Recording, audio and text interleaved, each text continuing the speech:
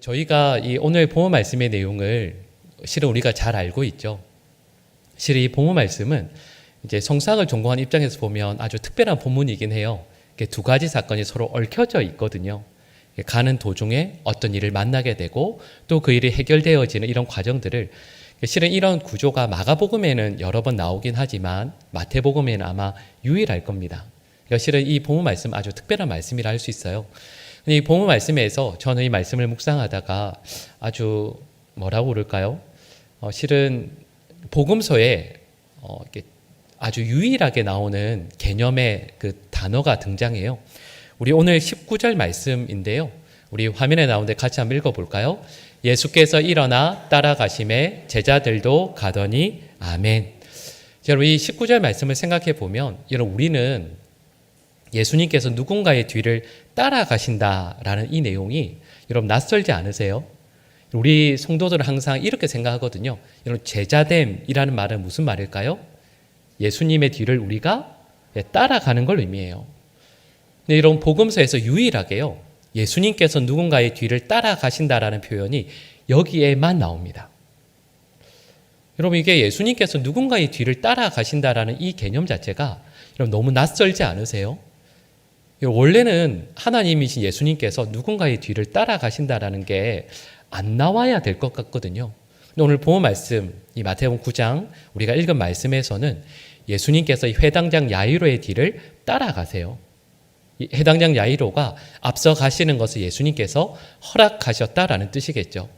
여러분, 그리고 예수님께서 왜 앞서서 여러분 그 길을 모르시겠어요? 그러지 않죠. 모든 걸 다 아시는 예수님께서 어찌 회당장 야이로의 집으로 가는 길을 모르시겠습니까? 그럼에도 불구하고 예수님께서 야이로의 뒤를 따라가신 데는 분명히 이유가 있어요.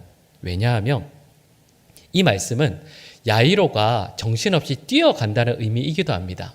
야이로가 너무 급해서 뛰어갈 때 예수님께서 그래, 네가 이렇게 뛰어가는데 내가 그걸 용납해 줄게. 내가 너의 뒤를 따라가마 하면서 예수님께서 그 뒤를 따라가시는 거죠.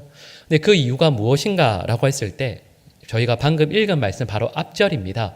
9장 18절 말씀 같이 한번 읽어볼까요? 예수께서 이 말씀을 하실 때에 한 관리가 와서 절하며 이르되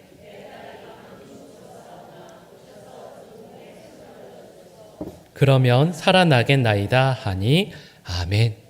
우리 16절 말씀, 이 18절 말씀을 보시면 내 딸이라고 되어 있잖아요. 근데 이 말씀이 평행 본문인 누가복음 8장 42절 말씀을 보시면 외동딸로 되어 있습니다. 여러분, 외동딸이 방금 죽었어요.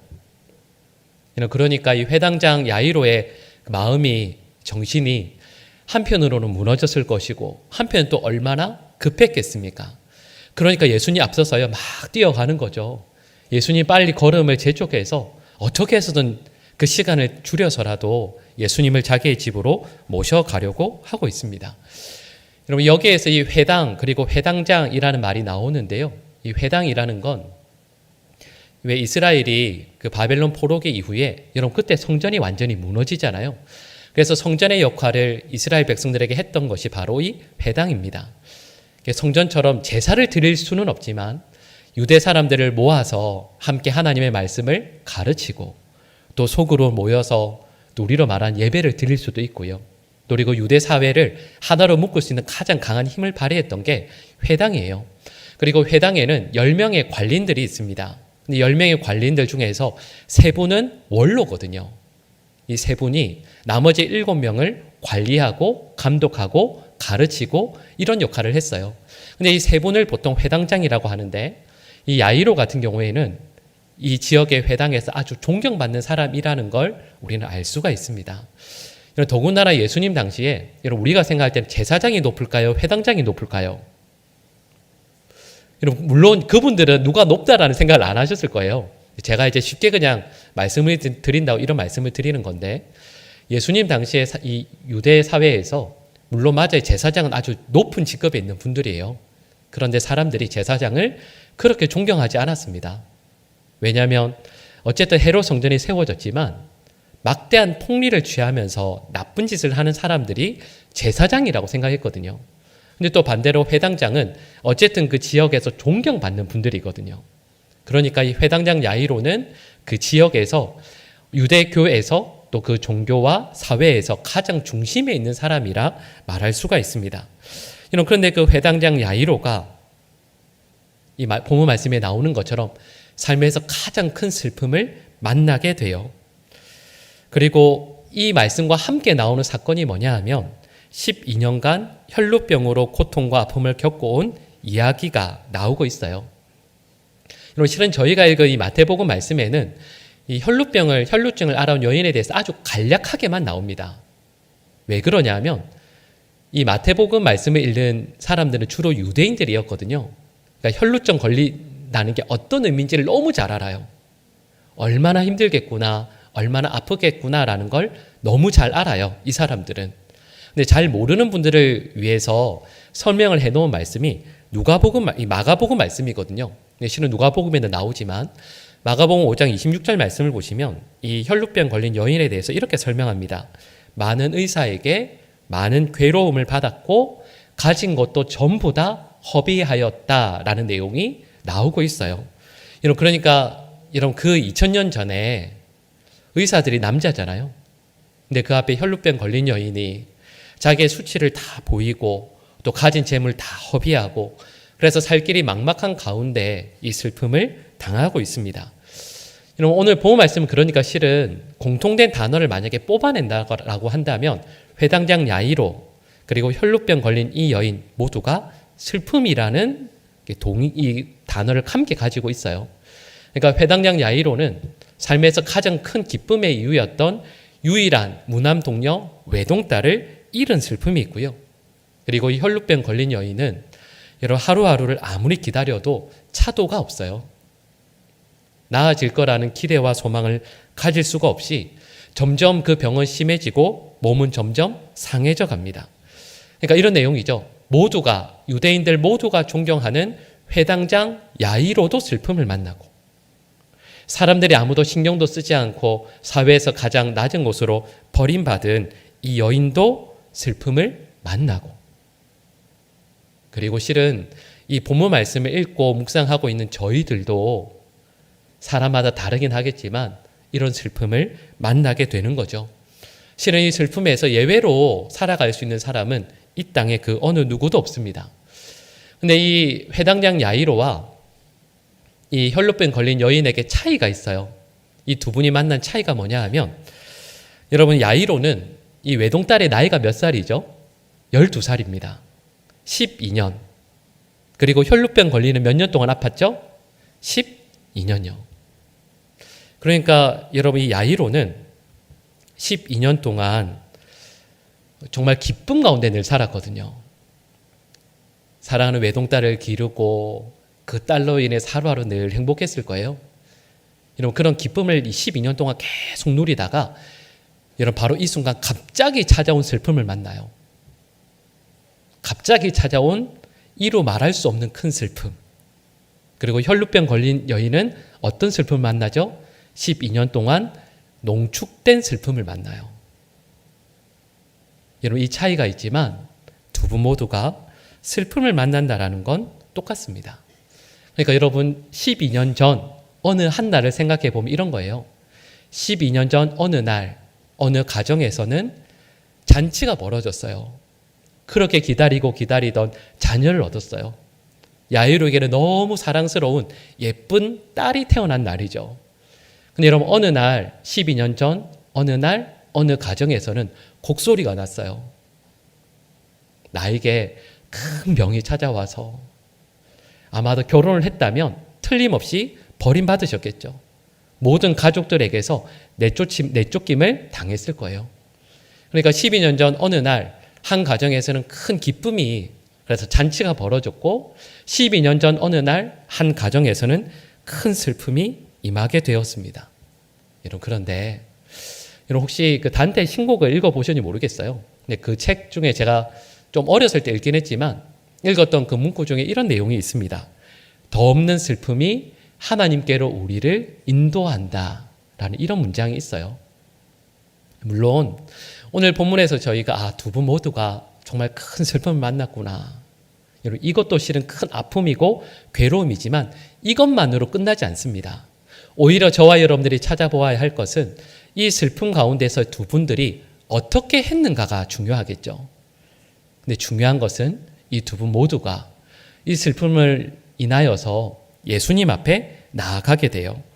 갑작스럽게 슬픔을 경험한 야이로도 12년을 매일매일 슬픔 가운데 눈물 지었던 이 여인도, 여러분, 실은 중요한 것이 슬픔이 너무 컸다라는 것을 뛰어넘어서 슬픔 때문에 예수님 앞에 나왔다라는 것이 실은 오늘 본문에서 중요한 말씀이죠. 만약에 슬픔을 이 두 분 모두가 그냥 가슴에 끌어안고만 있었다면, 여러분, 정말 말 그대로 그들의 인생은 슬픔으로 끝날 수밖에 없었습니다. 삶은 절망으로 가득 차게 되었겠죠. 그런데 이 두 분 모두가 슬픔을 만났지만 이 슬픔이 오히려 주님에게로 나아가는 계기가 되었습니다. 찬송가 91장 가사를 아실 거예요. 이렇게 좀 밝은 노래, 찬양이긴 하지만 이렇게 시작해요. 슬픈 마음 있는 사람 예수 이름 믿으면. 그 다음에 어떻게 되죠? 시시때때로 자꾸 변하는 기쁨을 주신다라고 말씀하지 않습니다. 영원토록 변함없는 기쁜 마음 얻으리. 여러분, 이렇게 노래하고 있지 않습니까? 분명히 슬픔을 만나요. 근데 그 슬픔을 안고 예수님 앞에 나아가기만 하면 우리 주님께서 결코 변하지 않는 영원한 기쁨을 우리에게 허락해 주신다는 이 찬송처럼, 여러분, 혈루병 걸린 여인도, 그리고 사랑하는 딸이 죽어서 슬픔 가운데 뛰어나가는 이 아이로도 결국에는 그 슬픔 때문에 예수님 앞에 나아갔을 때 여러분, 그 슬픔이 변화되어지는 은혜를 누리게 되는 거죠. 여러분, 혈루병 걸린 여인이 예수님께서 오신다는 소식을 들어요. 이게 물론 본문에서 나오는 건 아니지만 이렇게 생각해 볼 수 있지 않을까요? 어쩌면 그 소식을 그 전날 듣고 그날 밤 저녁에 예수님께서 우리 이 앞을 지나가시는구나, 그 소식을 듣고 얼마나 마음이 설레었을까요? 여러분, 근데 그 기대를 안고 이 여인에게 기대를 한다면 예수님 앞에 나의 지금까지 12년 동안 농축되어진 이 슬픔을 안고 예수님 앞에 나아가면 예수님께서 이 슬픔을 변하여서 기쁨이 되게 해주시겠구나라는 믿음을 가지게 돼요. 여러분, 그래서 저는 이 말씀을, 이 장면을 생각해 보면서 이런 그림을 그려봤거든요. 여러분, 우리 어른들로 생각해 보면 여러분, 집에, 실은 이스라엘도 그렇습니다. 우리를 말하는 호롱불이거든요. 그 컴컴한 방에 호롱불을 켜고 우리를 말하는 서랍장을 이렇게 열어서 하나 보자기를 이렇게 하나 상에 이렇게 펴요. 그리고 거기에서 저 깊숙한 서랍장에서 하나하나씩 뭔가를 꺼내기 시작해요. 근데 뭔가를 꺼내는가 봤더니 12년 전에 처음 혈루병 걸렸다는 그 진단을 받고 통곡하면서 울었던 그 슬픔을 거기에, 그 보자기에 올려놓습니다. 그 병 때문에 부정하다는 욕을 듣고 집에서 남편에게 내쫓김 당하면서 흘렸던 눈물을 그 위에 올려놔요. 그렇게 믿고 사랑했던 가족들인데 그 가족들에게서 쫓겨나면서 받았던 뼈아픈 상처를 올려놓습니다. 그냥 자기는 아무렇지 않게 그냥 길을 가는 건데 동네 사람들이 저 여자 부정한 여인이라고, 저런 여인이 어떻게 우리 동네 사는지 모르겠다고, 그렇게 그 말을 들으면서 너무 아팠던 상처를 또 그 보자기 위에 올려놔요. 걸어오던 사람들이, 나를 마주해서 걸어오던 사람들이 나를 보고는 뭐가 그렇게 두려운지 모르겠는데 옆으로 삥 길을 둘러가면서 가던 그 눈초리로 받았던 상처를 그 보자기 위에 올려놔요. 12년 동안 받았던 마음의 생채기, 마음의 슬픔, 괴로움, 아픔들을 전부 다 올려놓습니다. 그리고 여러분, 그 보자기에 내 귀퉁이를 이렇게 해서 묶어요. 그리고 그걸 가슴에 꾹 안아요. 그리고 그 다음날 아침 일찍 예수님께서 오시는 그 길에 뛰어나가서 기다리고 있다가 예수님을 둘러싼 그 수많은 사람들이 가득 있지만 그 틈을 비집고 들어가서 예수님 앞에 그 보따리를 던지는 거예요. 나의 슬픔을 예수님께 집어 던지면 예수님께서 이 슬픔을 변하여 기쁨이 되게 하실 것을 믿는 거죠. 예수님, 제발 나의 슬픔 받아달라고. 12년 동안 하루도 빠짐없이 슬퍼서 울었던 그 모든 눈물, 괴로움, 아픔 다 예수님께 드릴 테니까 예수님께서 받아달라고. 여러분, 이 여인이 믿었던 예수님의 모습을 성경 말씀 가운데 여기에서 찾을 수 있지 않을까요? 여러분, 이사야 53장 4절 말씀인데요. 우리 노란색으로 되어 있는 부분 같이 읽어볼까요? 그는 실로 우리의 질고를 지고 우리의 슬픔을 당하였거늘. 아멘.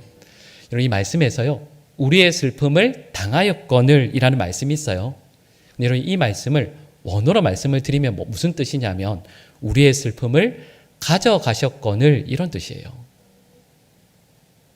이사야 말씀에서 우리가 만나게 될 우리의 구원자는 우리의 슬픔을 다 가져가셔서 오히려 우리에게는 기쁨을 허락해 주실 분이라는 것을 말씀해 주고 계신 것이죠. 여러분, 이 여인이 그래서 자기가 12년 동안 하루도 빠짐없이 슬퍼했고 흘렸던 모든 눈물을 집에 장로 깊숙한 곳에 넣어두지 않습니다. 그 모든 걸 다 싸서 예수님께 드려요. 여러분, 그랬더니 그 슬픔이 변하여서 기쁨이 됩니다. 예수님께서 하셨던 말씀 가운데 여러분, 이런 말씀 있지 않습니까? 애통하는 자는 복이 있나니 너희가 위로를 받을 것이다.